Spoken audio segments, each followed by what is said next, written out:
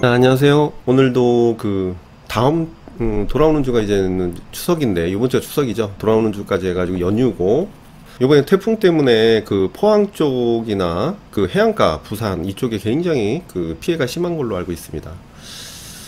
아무쪼록 수강생 여러분들 쪽 본가 쪽이나 이쪽에는 좀 이렇게 좀 피해가 대충 연락해 보니까 피해가 그렇게 다행히도 피해가 있는 것 같지는 않더라고요. 저는 위쪽에 사니까 뭐 그런 거는 우선 없는데 지하 주차장에 막 물 차가지고 뭐 사람들이 차 끈에다가 막 사고 나고 이런 경우가 있더라고요.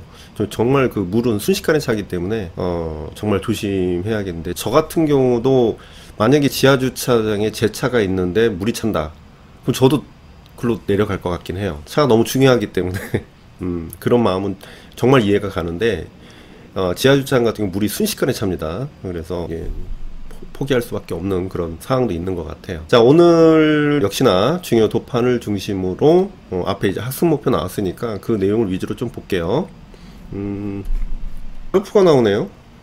아루프인데, 이제 아루프는 우선 기본적으로 이 사람이 이제 우연성이라는 걸 기본 틀을 갖고 있습니다. 우연성. 이제 이 우연성은 이제 다다에서 이제 시작을 하죠. 근데 이제 다다에서 이제 초현실주의. 자, 초현실주의로 가게 되면은 그것이 어떻게 이제 오토마티즘으로 가게 됩니다. 그러면서 초현실주의에서 어떻게 추상표현주의. 추상표현주의로 가려면은 액션 페인팅으로 가죠. 자, 액션 페인팅으로 가는데, 그래서 얘네들이 중요한 겁니다. 자, 이렇게 또 이게 소음이 좀 들리죠? 그냥 문 닫고 할까요? 예, 더워가지고 그래도 좀 시원한, 이제 가을이라서 문 좀 열면 굉장히 시원하고 좋네요. 자, 오늘도 작업을 하고 이렇게 좀 와서 좀 뒤늦게 찍는데, 기다리시는 분이 꽤 있으니까 이제 얼마 안 남았다고 하는데 또 이렇게 새록새록 또 보면 또 이런 게 나타나네요. 그래서 우선 진행합니다. 이제 마무리하고 싶은데 저도 우선 우연성을 기본으로 하고요. 그래서 이 사람이 이제 결국은 자기 그림을 조각조각 찢어가지고 버린다고 버렸는데 이제 그걸 바닥에 떨어뜨렸단 말이죠. 그래서 그 현상들이 나름대로 중요한 어떤 모티브로 작가한테 와닿아서 그것을 이제 표현으로 이제 제시한 건데, 이제 기본적으로 그게 이제 우연성으로 제시한 거고요. 그것을 가지고 이제는 처음에는 이제 평면으로 진행을 합니다. 이 평면으로 진행하다가 그 다음에 이제 부조로 진행을 해요. 그 다음에 입체로 진행을 하죠.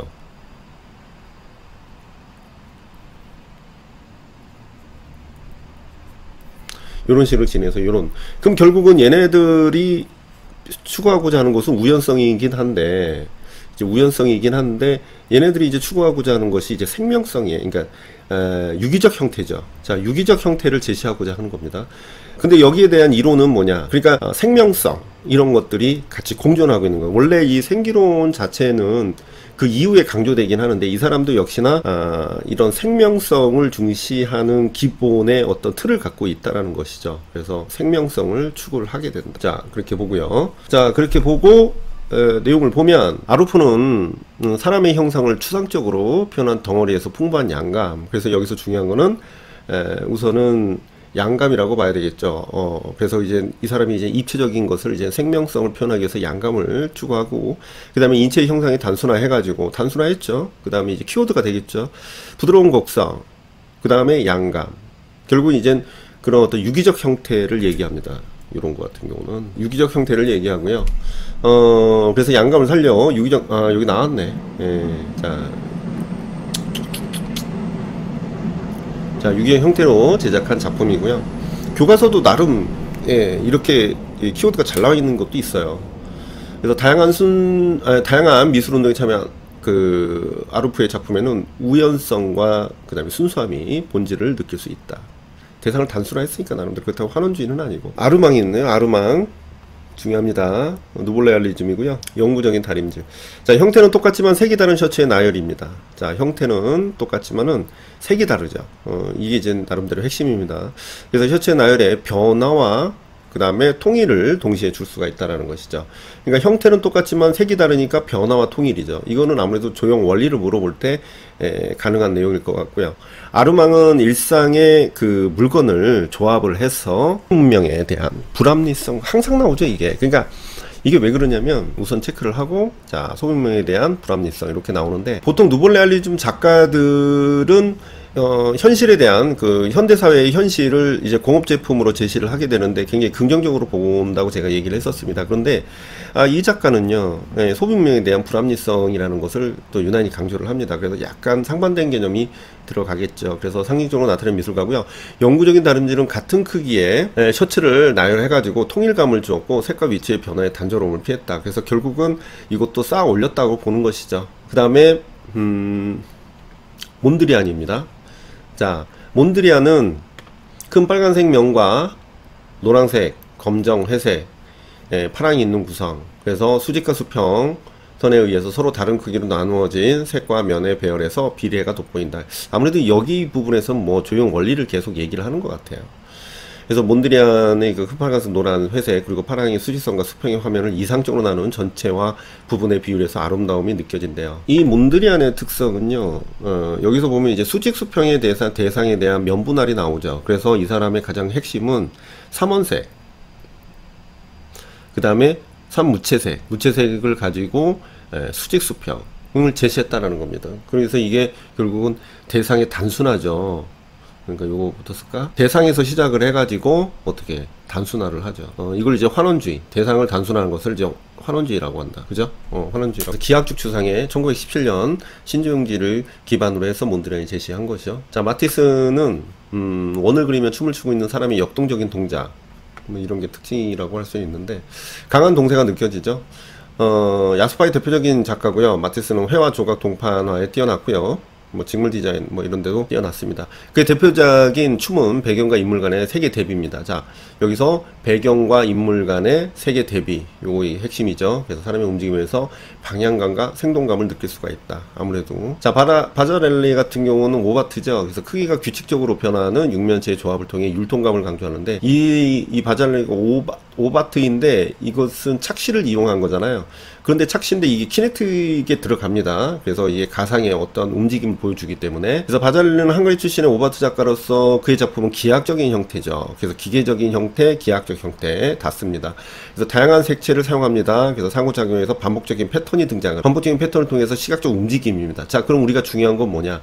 여기서 보면 시각적 움직임이 중요하잖아요. 시각적 움직임인데, 자, 그렇다면은 이 시각적 움직임 자체가 어디에서 반복적인, 다시 말하면 색채적인 요소와 그 다음 반복적인 패턴의 요소가 결국은 어떻게 그 부분이 결국 시각적인 움직임을 제시하고 있다라는 것이죠. 그래서 시각적 움직임이 키워드긴 한데 앞에 있는 키워드도 써줘야 된다는 겁니다. 그래서 중요한 부분이죠.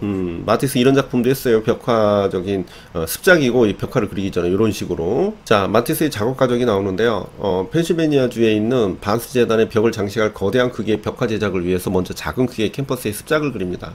그렇죠. 이런 식으로. 습작이 끝난 뒤에는 스케치 과정을 거쳤어요. 자, 습작을 그리고요. 그 다음에 스케치 과정을 거쳤어요. 그래서 높은 곳까지 한 번에 그릴 수 있도록 긴 장대 끝에 목탄을 달아서 그렸대요. 그래서 이후 기존의 스케치를 변형하면서 최종적인 완성을 하는데 그는 벽화에서 초록을 제외했는데 벽화 바로 아래에 난 창문으로 보이는 공원의 나무들의 초록 부시를 할 수 있을 거라 생각하면서 초록을 뺐대요. 특히 마티스는 작품을 제작하기에 앞서 그리고자 하는 형상대로 색종이를 오려붙이면서 여기저기 대어보면서 그림을 그렸는데 그것이 발전한 것이 이제 데쿠파추 기법이죠. 데쿠파추.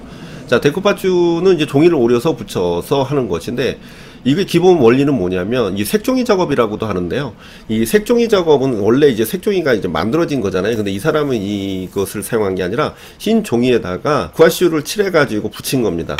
그렇게 기본적으로 그렇게 이해를 하셔야 되는 게 맞고요. 자, 그 다음에 소트사스가 나오는데 이 사람은 어디에 해당됩니까? 이 사람은 우선 기본적으로 이 사람이 처음에 이 디자인 작업을 할 때 알키미아에서 시작을 했습니다. 그래서 알키미아에서 시작을 하다가 급진적 디자인으로 시작을 했다가 멤피스로 이제는 다시 멤피스에서 다시 어떤 디자인 작업을 다시 시작을 하게 됐죠. 가운데 중심으로 좌우가 똑같은 대칭 구조입니다. 대칭 구조 보시면 딱 대칭 구조죠. 이런 식으로 대칭 구조를 우리가 얘기를 할 수가 있고 대칭 구조 안에 정적인 균형을 느낄 수가 있고요. 실험적이고 창의적인 디자인으로 유명한 소트사스는 이탈리아 디자인의 세계 최고의 자리로 부활한 인기 있는 디자이너인데 그 중에 칼톤 사이드보드는 디자인 멤피스 그룹을 위해 만든 캐비넷으로 좌우 형태에서 색채 색채도 들어가죠. 보면 대칭, 그다음에 균형감과 안정감이 느껴지죠. 이 작품의 기하학적인 대칭이 기존의 수직 수평의 캐비넷과는 다른 실험 정신의 창의성을 보인다라는데, 우선은 뭐 기본적으로는 이 작품 자체가 굉장히 뭐랄까요, 물성적인 요소가 좀 있죠. 그 물성적인 요소는 이 사람이 이제 미니멀의 영향을 받은 겁니다. 자, 그래서 형태적인 면에서는 이제 미니멀의 영향을 받은 거지고, 그 다음에 이제 색채적인 요소는 색채적인 팝적인 요소에서 영향을 받았어요. 그래서 팝 디자인의 영향을 받은 겁니다. 그래서 기존에 그러다 보니까 우리가 우선은 이 급진적 디자인 같은 경우가 사실은 기존의 기능주의적 디자인을 비판하기 위한 거거든요. 그게 이제 알키미아인데, 이 알키미아에서의 문제점이 뭐냐면 상업성을 버렸던 거죠. 이제 디자이너 자체를 생각해 보시면, 디자인을 왜 합니까? 상품을 팔기 위한 거죠. 사람들한테 호감을 갖게 하고 디자인을 이쁘게 만들어서 실용적으로 해가지고 사람들한테 인기를 끌려고 하는 건데, 알키미아 애들은 그것을 포기한 거예요. 그래서 기존의 모더니즘 디자인, 그러니까 기능주의 디자인을 갖고 와서 그걸 어떤 방식으로 하냐면 리디자인을 하게 돼요. 그래서 리디자인을 해가지고 그것을 어떻게 비판을 하는 방식으로만 사용을 합니다. 그러다 보니까 이제 소트사스는 이제 그것이 좀 마음에 안 들었던 거죠. 그래서 그런 어떤 사고 방식을 완전히 저버리진 않았지만 거기다가 상업적인 요소를 결부를 하게 됩니다. 그래서 이런 식으로 디자인을 하게 되죠. 나름대로 뭐 이쁘게 잘 나왔죠. 그 다음에 레제가 나오네. 레제가 나오는데 간단하게 나왔죠. 사람의 형상을 배경과 물체들의 양감이 두드러지죠. 양감이 두드러지고 팔을 들어 올린 자세에서 동세가, 여기 지금 계속 동세 원리 계속 그런 것만 나오네요. 그죠? 바틀렛을 한번 또 찾아볼 만한 작가입니다. 이 사람 작품이 좀 특이점이 있어요. 좀 노란색과 검은색 보트인데 캠퍼스의 그림과 이제 그림이죠. 그림과 그림이 튀어나온 듯한 실제 보트 입체, 그래서 결합한 작품인데, 기존의 평면 표현에서 벗어나 새롭고 창의적인 느낌을 준다. 작가는 회화 조각을 결합했다. 이렇게 체크하시고요. 아무래도 여기 보시면은 이 그림이 이렇게 있고요. 그 다음에 여기 입체가 이렇게 있죠. 요게 이제 결합됐다고 보는 거야. 그죠? 이렇게 결합됐다고 보는 건데, 캔버스가 아닌 금속판에 그림을 그립니다. 자, 여기서 금속판에 그림을 그리는 등 새로운 회화 작업을 시도했고요. 수학적으로 미술 작품을 표현하고, 왜 이제 수학적으로 이제 미술 작품을 표현했다는 얘기가 뭐냐면, 요게 이제 결국은 이 세 단계로 이렇게 구분돼요. 이런 식으로. 그것은 뭐 정형화된 건 아니지만, 그걸 통해서 이제 그림에 대한 형식들을 이제 짜 맞추는 방식. 그러니까, 그 부분을 이제 계산적으로 이제 짜 맞췄다고 보시면 되죠. 그래서 에세이나 자서전 등이, 자선을 쓸 정도로 문학적인 소양을 작품에 드러내기도 했다. 이게 소재적인 면에서 주제적인 면이 되겠죠. 뭐 라우셴보그는 뭐 항상 많이 해가지고, 라우셴보그는 타이어를 허리에 낀 박제된 사냥을 캔버스 위에 올려놓아가지고, 예, 캔버스입니다. 조각과 회화를 아우르는 컴바인 페인팅 작품을 했다. 이게 중요한데 뭐 시험 문제는 아직 거론 안 됐고요.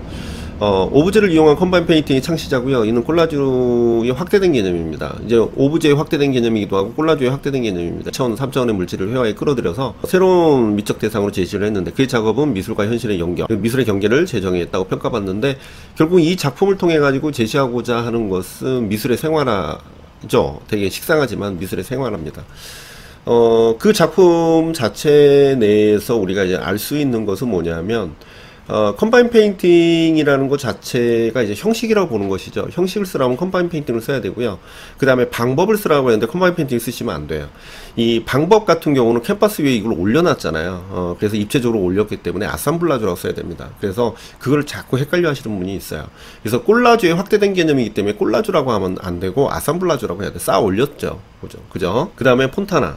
자, 폰타나인데 이제 뭐 하긴 했었죠. 전에 했는데 약간 이제 다른 개념, 그러니까 좀 더 정확하게 나온 개념, 뭐 이런 식으로 볼 수가 있어가지고. 자, 체스텐 캠퍼스를 우선 제시를 했습니다. 그 칼로 그냥 배냈어요. 이제 2000원 환영이죠. 2000원 환영이 공간으로 여겨졌던 전통 예술의 개념을 탈피했다는 것은 뭐냐? 이 개념은 뭐냐? 이 캠퍼스 자체를 뭐랄까, 우리가 1차원의 환영 공간을 여겼던 전통 예술의 개념을 탈피했다라는 것 자체가 단순히 찢었다라는 개념이 중요한 게 아니에요. 이 캔버스 자체를 인정을 했다면 여기다 그림을 그려야지. 그런데 캔버스 자체를 그냥 오브제 자체로 본 거예요. 그래서 거기다가 이제는 그 부분을 이제는 찢는 작업을 했기 때문에, 그럼 캔버스를 어떻게 봤느냐? 2차원 환영 공간으로 여겨지는 그림 캔버스로 봤다라는 거가 아니라는 것이죠. 그렇기 때문에 그 개념을 탈피했고, 그 다음에 찢어진 캠퍼스 뒤에 실제 공간까지 보인다라는 건 뭡니까? 실제 공간까지도 보이죠. 그럼 실제 공간감, 그것은 뭐야? 3차원이 돼버리는 거예요. 4차원은 아니에요. 3차원으로 보이고요. 그 다음에 공간감을 통해서 진정한 역동성을 표현하고자 하였고, 캔버스를 찢는 것뿐만 아니라 구멍 뚫림, 판금, 회화와 조각 사이의 경계를 확장하는 작품. 그래서 결국 입체적인 요소로 접근을 하게 되죠. 이 캔버스 자체는 이제 2차원이에요. 그 다음에 이 찢는 거, 이 찢어가지고 여기 공간이 보이잖아. 이 공간은 이제 3차원이죠. 그 다음에 이 찢는 행위가 4차원이에요. 그렇게 알아야 우리가 이해를 하고 바로 쓰지. 그냥 이 내용으로만 봤을 때는 그 내용까지는 눈에 보이지 않으실 겁니다. 그래서 이렇게 제가 설명드리는 거고요. 그래서 이 밑에 보시면 이탈리아 폰타나가 창시한 미술은 캔버스를 뚫어 2차원의 평면해야 3차원의 실제 공간을 부여. 여기 잘 나왔네요. 그래. 캔버스를 뚫어 2차원 평면을 제시했고요. 3차원 실제 공간을 부여했고요. 뚫는 행위에 시간 개념을 해서 4차원 공간까지 표현했다. 자, 요게 핵심이다. 그죠? 로트레크도 원래는 그냥 별 내용이 없으면 넘어가는데 이 사람 작품에서 좀 내용을 잘 설명을 하고 있습니다. 로트레크는 이제는 이제 석판화를 회화적으로 표현한 사람인데 이 사람의 가장 큰 것은 뭐냐면 이 포스터를 작품화 시켰다는 겁니다. 그래서 요걸 아셔야 돼요. 붓자국과 농담이 그대로 표현되어서 수채화로 그린 것 같은 느낌을 준다는 거 아까 얘기했죠. 이 석판화인데 이 석판화이기 때문에 이게 가능한 거야. 그죠? 다른 걸로는 이게 안 돼요. 왜 그러냐면 우리가 일반적인 판화는 기술이 필요하다. 그죠? 뭔 기술이 필요해요? 금세공의 기술처럼 그런 기술이 필요해요. 왜냐하면 동판화를 드립다 파야 되기 때문에 그래요. 이걸 인그레이빙처럼 기계 파든가 아니면은 뭐 이제 겉을 계속 해칭 작업을 통해 가지고 그걸 이제 음영을 주는 방식을 쓰던가 아니면은 뭐랄까 그 부식을 시키거나 기술이 필요합니다. 손의 협력이 필요하고 이건 뭐 이제 뭐 좀 배웠다고 되는 게 아니에요. 근데 얘는 그림을 그리면 돼요. 그러니까 나름대로 뭐 이렇게 다양한 회화적인 느낌을 줄 수 있는 장점이 있습니다. 로트레크는 파리 몽파르트르에서 살면서 독자적인 화풍으로 다양한 인물과 당시의 풍속을 소재로 한 작품을 제작했는데 여기서 중요한 거는요. 일본판의 영향을 받은 거예요. 일본판을 받아서 뭐 그림을 보시면 아시겠지만 이 구도적인 면에서 굉장히 이 구도가 평면적이면서도 되게 구도가 그 대각선으로 구성된 그런 잘린 부분도 있고 이 여자는 이게 잘려 있잖아요. 이런 부분들이 목판화에 그 영향을 받은 거예요. 그래서 장식적인 구성이고요.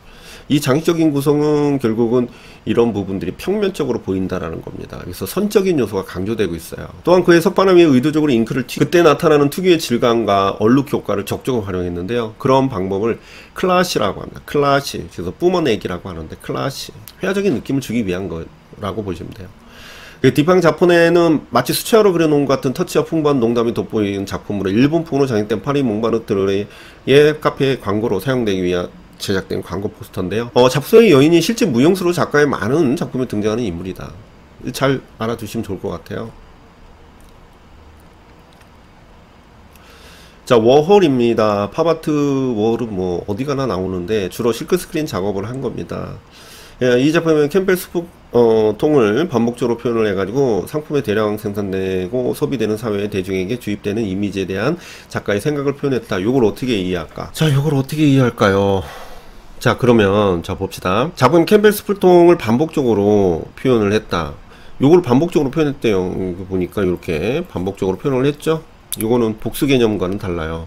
그러니까 판화의 복수 개념은 그냥 판 자체를 여러 장 찍는 거잖아. 근데 얘는 처음부터 요거를 그냥 반복적으로 한 판을 찍은 거야. 그죠? 자, 그걸 얘기하는 겁니다. 그래서 캠벨 스프통을 반복적으로 표현해서 상품의 대량 생산 소비 사회에 대한 내용을 주입, 뭐, 이렇게 이미지에 대한 작가 생각을 표시했다는데, 그러면 캠벨 스프통을 반복적으로 제시한 이유가 뭐냐는 거죠. 이유가 뭐야? 얘는 결국은 이 판화의 반복적인 거랑 다르다고 했어요. 그러니까 요거는 결국은 요걸 제시한다라는 것은 상업적인 걸 반복적으로 제시한다는 것은 원본성에 대한 의문이에요. 자, 원본성에 대한 의문이에요. 그래서 결국은 원본이 과연 있냐? 중요하냐? 이거죠. 어떤 게 원본이야? 원본은 없어요. 여기서는. 그러니까 반복적으로 표시한 거야. 이게 어떤 게 원본일까요? 이게 아니라 결국은 원본의 의미를 두지 않는다는 겁니다. 그래서 이걸 시뮬라크라고 하죠. 시뮬라크라고 하죠. 시뮬라크 자체 내에서의 반복적인 그런 어떤 복제를 의미하는 거예요. 복제. 이거 원본의 의미가 없다라는 얘기입니다. 이게 결국은 일상성 자체 내에서 상품성이 결국 이런 식으로 진행되고 있고 이거를 작품화 시켰다라고 보시면 돼요. 그래서 대중에게 주입되는 이미지에 대한 작가의 생각을 표현하고 있고요. 이 작품은 판화의 복성을 확실하게 보여주고 있는데 이 판화의 복성 이거는 결국은 다른 말이에요. 위에 있는 말과 다른 말. 그래서 이걸 또 대량 생산합니다. 실크 스크린과 팝아트는 영국의 팝아트 작가 해밀턴은 팝아트를 통속적이고 일시적이고 소비적이고 값싸고 대량 생산적이며 재치있고 관능적이고 선동적이고 활기차고 대기업적인 미술 양식하고 정의했다. 요거 아주 좋은 말이에요. 그러니까 이제 팝아트의 키워드가 되겠네요. 그죠? 팝아트의 키워드가 되는데, 자, 이러한 팝아트의 특징을 잘 부각시키는 판화의 제작 방식 중에 하나가 실크 스크린이고요. 실크 스크린은 여러 판화 기법 중 제작관이 비교적 간편하고요. 일단 판이 완성되면 단시간에 수십 장이 찍어낼 수가 있어요. 또한 제작 비용이 저렴하고요.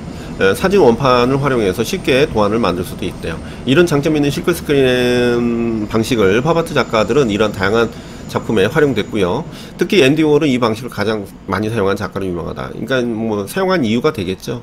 사용한 이유가 될 거야. 자, 브레인워시. 자, 미키와 미니. 브레인워시는 팝아트의 대가였던 워홀 작품을 차용합니다. 그래서 작품에 대한 팝아트적 해석을 적극적으로 적용해서 다양한 패러디 작품을 하는 사람이에요. 그래서 미키와 미니는 스텐실 작업으로 합니다. 그래서 디즈니 마스코트의 미키와 미니를 뭐 스텐실 작업이야 뭐 다 아는 거고, 스텐실 생활용품 만들기. 자, 마음에 드는 이미지를 찾거나 직접 그려 작품을 만들 밑그림을 준비한다. 밑그림이지 뭐. 그 다음에 작품 완성을 위해 몇 가지 색이 필요한지 구상을 합니다. 그 다음에 그 색에 맞추어 찍을 부분을 OH 필름에 옮겨서 그린다. OH 필름에 옮기네요. 자, 그 다음에 색수대로 판을 완성하고 해당 부분을 자르고요. 그 다음에 도안이 기준되는 것부터 찍는다. 색이 밝은 색에서 어두운 색 순서로 찍는다.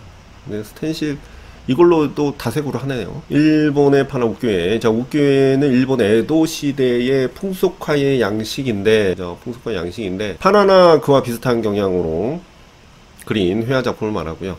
우큐에의 화풍은 명쾌한 선, 이게 이제 특징이죠. 색의 배치가 특징이고요. 목판 기법을 주로 사용했는데 인기가 좋아 소설에 사파로 활용되기도 했대요.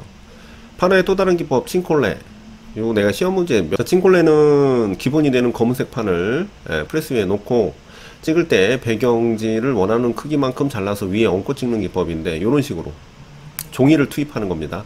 이렇게 하면 배경지의 색이 더해져서 판화를 찍는 종이의 색, 배경지의 종이가 만나는 부분의 색과 그 다음에 잉크와 종이가 만나는 부분의 색 등이 다양한 색을 만들 수도 있고 질감도 조금씩 다르게 표현할 수가 있죠. 여기를 종이를 덧대는 거예요. 이런 식으로 결과물을 보면 이런 식으로 나와요. 종이를 덧대서 찍는 거라고 보시면 되죠. 뭐 시험 문제 옛날부터 요거 냈었는데 시험 문제 뭐 안 나오더라고요. 그냥 올해도 내지 뭐. 뭐 판화 기법 뻔하니까. 자, 오리지널 판화와 복제 판화. 자, 오리지널 판화는 판화가 되기 위해서는 크게 세 가지 조건이 필요하대요. 첫째, 작가가 판을 새기거나 판에 그림을 그리거나, 자, 구멍을 뚫거나 부식시키는 등의 판화 기법을 직접 재판한다. 직접 재판. 두 번째, 재판한 판을 작가가 작가가 공방에서 찍어낸다. 그래서 작가가 이런 공방에서 찍어낸 거. 그 다음에 제작관 판화 작품에는 인정하는 작가의 서명, 에디션 넘버, 연필로 적혀 있어야 돼. 구분하고 복제 판화. 복제 판화는 오리지널 판화 이외의 것이죠. 요거의 세 가지에서 벗어난 거. 그래서 인기 작가의 판화, 유화, 수채화 등을 원화로 해서 찍어내면 그 다음 복제 판화로 인정받아요. 그래서 기술상의 복제 판화는 사진을 이용하여 판을 만들고 프린트를 하지만 전부 이런 방식으로 복제하는 것은 아니다. 그래서 대체적으로 뭐 사진을 이용해서 프린트하는 경우가 많다 이거죠. 자, 휠러라는 작가가 있어요. 실험 장소. 우선 작품이 재미있을 것 같아요. 직접 참여하는 거니까. 이게 데이트 모던 미술관의 1층에서부터 5층까지의 각 층의 나선형 원형 미끄럼틀을 연결합니다. 그래서 이걸 설치했어요. 그래서 신체와 두뇌를 위한 놀이터라는 작품인데요. 여기서부터 쭉 내려오면 되게 무서울 것 같기도 하고, 그래서 남녀노소를 불문하고 관람객들은 대형 미끄럼틀을 타고 바닥까지 내려오는 재미와 스릴을 즐기면서 작품을 소통한다. 그러니까 재미를 통해서 작품과 소통하는 거네요. 과학 분야의 박사학위를 가지고 있는 식물병리학 연구소에서도 근무한 경력이 있는 과학자이자 미술가인 휠러의 작품은 관람객과 공간, 그리고 관람객과 작품 간의 상호소통을 유도한다. 이게 제일 핵심이겠네요, 보니까. 그죠? 자, 원초적인 감각을 자극을 합니다. 그래서 실험적인 성격이 강하고요. 관람객들은 테이트 모던 미술관의 놀이터를 인식하고 터바인 홀의 공간에서 미끄럼틀을 타고 즐기면서 작품을, 이것만 알고 있으면 되겠네요. 이것도 상당히 유명한 작품입니다. 알고 있으면 될 것 같네요. 이거 외에는 뭐 더 찾아볼 것도 없을 것 같아요. 소통적인 게 다르니까. 자, 그 다음에 카포는 뭐 원래 중요한 작가고요. 이렇게 원형으로 해가지고 쌓아서 붙여놨네. 자, 큰 나무와 눈, 이 눈의 형상이라고 볼 수가 있겠죠. 자, 오르페우스의 신화를 소재로 했어요. 체크하시고. 이게 소재란 릴케 시집에서 영감을 받아서 제작한 이 추상작품은 마치 나무처럼 솟아있는 형상을 하고 있죠. 또한 수십 개의 스테인리스 스틸 공이 사람의 눈이 되어서 주변의 이미지를 풍부하게 반영하고 있는데, 이게 무슨 뜻이냐면 여기 보면 비춰지죠. 광택을 내가지고 주변을 비춰주기 때문에 이 눈의 형상이라고 보고 있어요. 눈의 역할을 하고 있다. 카포는 물질의 대상이 둘러싼 경험을 중시하는 조각가죠. 물질의 대상 둘러싼 경험. 이것은 결국 비춰지는 대상이라는 형식이 되게 중요한 내용이라고 볼 수가 있죠. 그래서 나는 진정으로 비오브제나 비물질적인 작품을 만들고 싶다. 이런 생각을 바탕으로 최근에 거울과 같이 반사 기능이 있는 재료로 물질성이 약화된 작품을 하는데, 이 물질성이 약화됐다는 뜻은 뭐냐면 이 스테인리스 스틸 자체의 물질성보다는 비춰지는 공간이 더 강조되기 때문에 대상에 대한 물질성이 약화됐다고 보는 겁니다. 이해되시죠? 이런 것도 시험 문제 내면 좋겠네. 자, 비그만. 작가는 쓰레기 유리조각, 재료 중요하죠. 이걸로 만든 것에 빛을 비추어서 마이클 잭슨의 춤을 추고 있는 그림자 형상을 만드는 것이죠. 비그만은 일상 속에 버려진 쓰레기들을 모아서 작품을 구성합니다. 여기에 빛을 비추면 예측하지 못한 멋진 그림자를 볼 수가 있는 거지. 이게 목적이잖아요. 뜬금없이 청자가 나오네요. 예. 축절무늬병, 양각 축절무늬병. 부드럽고 유연한 아름다운 곡선. 뭐 곡선미가 아름답죠. 그래서 청자로 병목의 아랫부분까지 대나무 무늬로 했죠. 고려시대 대나무 표면을 감싸서 사용했던 병을 본떠 만든 상형청자입니다. 자, 뭐다? 상형청자.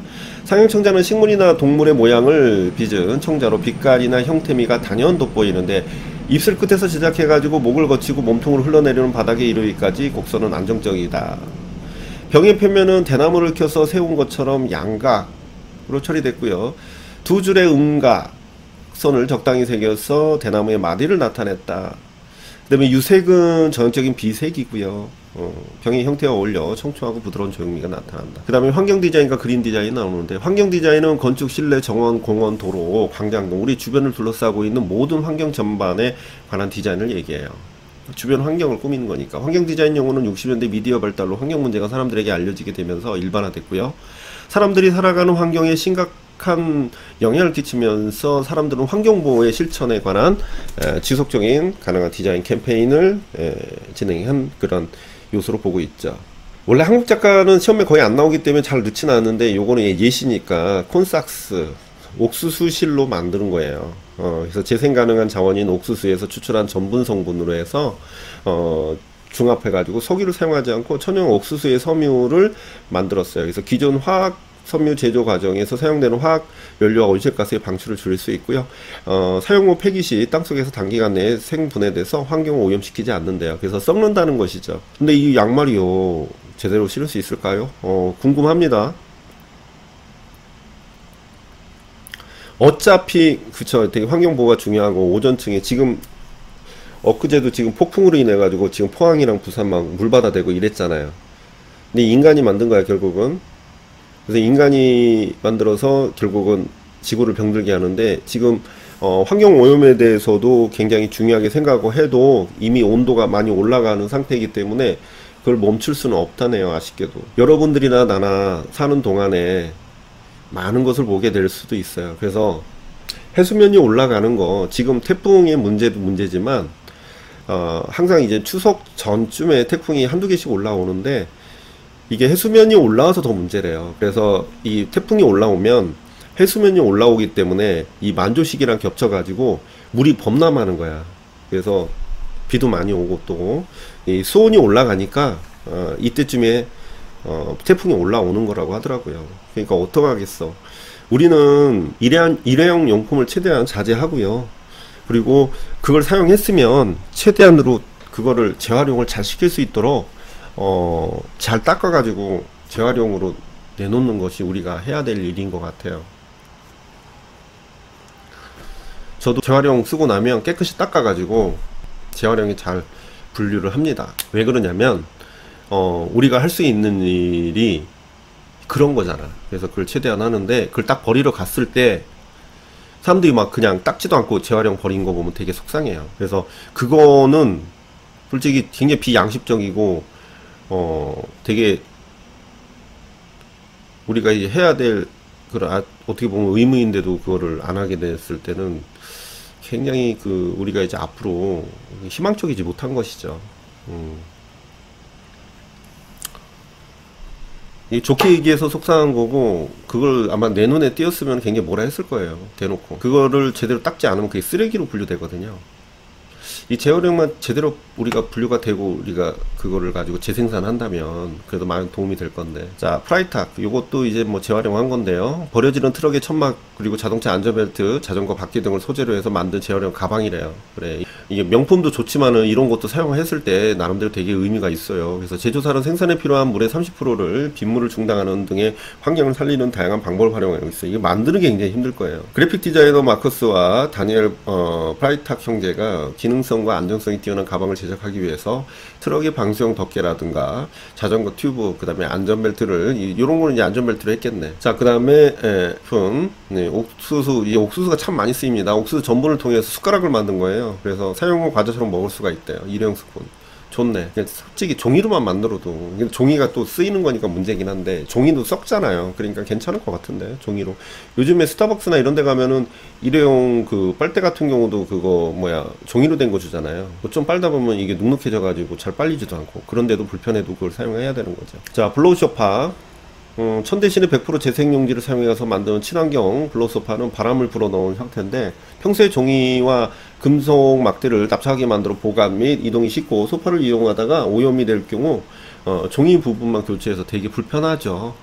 그리고 이게 공기를 집어넣으면 그렇게 폭신하진 않아요. 그래도 불편해도 환경을 위해서 쓰라는 거죠. 근데 안 팔릴 것 같아, 내가 봤을 때. 그죠? 재생지 이렇게 포대자루 마냥 이렇게 생겼는데, 이게 소파 이거 반 디자인 같았고, 근데 반 디자인 아닙니다. 이거 오해할 수 있어. 잘 보세요. 자, 풋사이크. 이런 식으로 한 건데, 전혀 모르는 타인에게 선행을 베푸는 디자인이라는 주제로 만든 이 봉투는 봉투에 담긴 물건이 한눈에 보이도록 투명하게 제작해서 누구든지 물건을 확인하고 가져갈 수 있게 디자인했대요. 왜 가져가 이걸? 그러니까 가져갈 때 이게 재활용인가 뭐 확인하기 위해서. 그래서 유럽 같은 경우는 도둑놈들이 많아가지고, 이런 포장지가 이런 거죠. 이제 내가 이제 샌드위치를 샀는데, 샌드위치를 이제 비닐 포장으로 하고, 비닐 포장 겉에 약간 곰팡이 느낌의 그런 포장지에 그림이 그려져 있어서 샌드위치를 옆에 딱 놨을 때 곰팡이가 핀 것처럼 보이는 디자인을 해요. 그래서 못 가져가게. 그걸 내가 먹으려고 한 걸 왜 가져가. 자, 이것도 폐타이어로 이렇게 놀이기구를 만들었네요. 보시면 될 것 같고, 유니버설 디자인 7원칙, 예전에 이제 어디에서 나왔나, 지도안 수업에서 나왔나 그랬을 거예요, 이게. 자, 공평성, 유연성, 공간성, 안전성, 인지성, 직감성, 편리성. 근데 요거는 많이 시험 문제 나오게 되면 그냥 쓰라는 게 아니고, 아마도 요걸 하나씩 비워놓을 거예요. 그리고 요 내용을 보고 유추해서 쓰는 거니까. 그 정도? 요거는 이제 촛불 LED. 자, 램프 촛불보다 100배나 밝은 빛을 낼 수 있고, 외부 전원 없이 촛불 열 에너지로 작동해요. 열 에너지로. 그러니까 이 열 에너지로 해가지고 변환해서 빛을 비추는 겁니다. 그래서 촛불로 불을 밝히는 발광 다이오드 램프로 개발도상국의 정전 문제를 해결하기 위해서 개발한 조명이고요.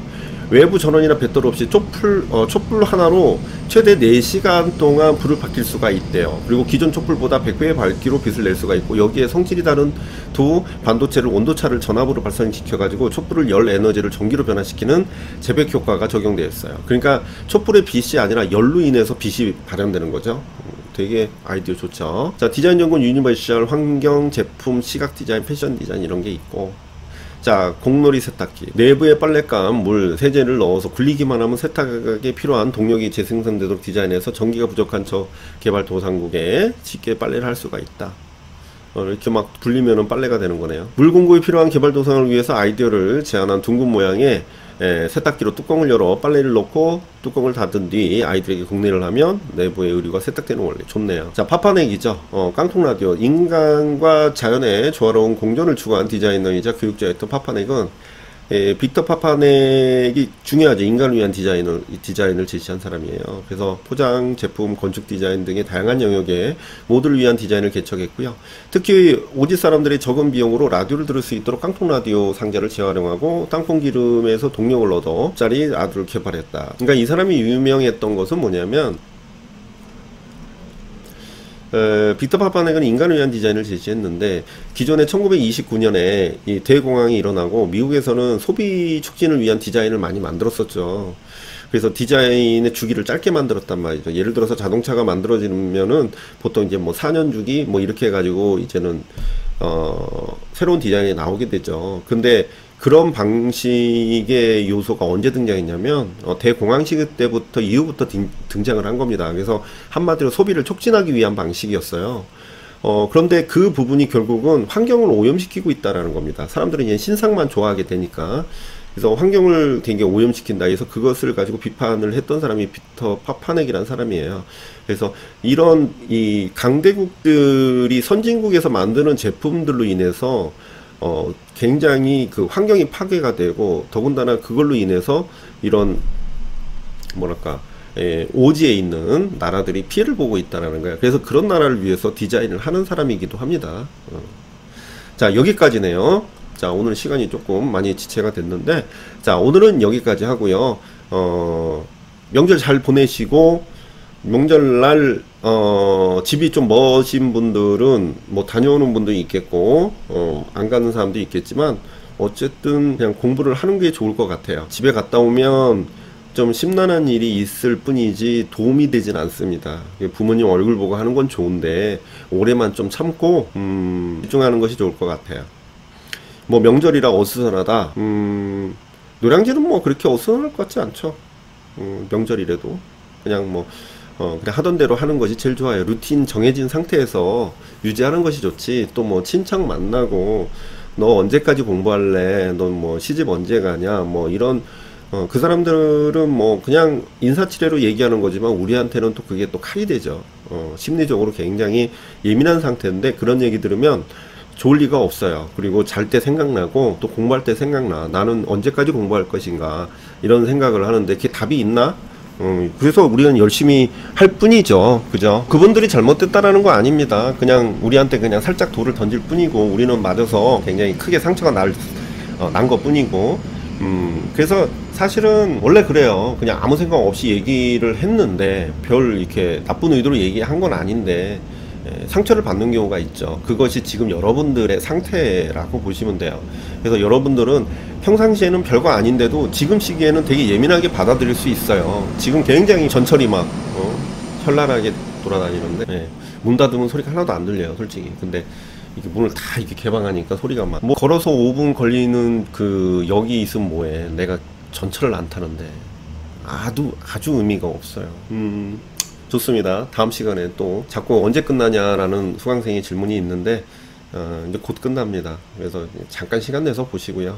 그래서 오늘은 여기까지. 그리고 다음 시간에 또 참 좋아요 좀 눌러주시고 누르시는 분만 누르는데 그분들한테 참 고맙게 생각합니다. 고맙게 생각하는데 다른 분들도 좀 눌러줬으면 좋겠고 구독을 혹시 안 했다면 좀 구독을 눌러주시고 그 다음에 다른 분들한테도 좀 좋은 강의 있으니까 한번 들어봐라. 아니면은 뭐 좋다고 좀 얘기 좀 해주세요. 그러면 좋겠어. 이게 허기지는지 모르겠네. 치킨이나 하나 먹을까? 오늘은 여기까지 하겠습니다. 감사합니다.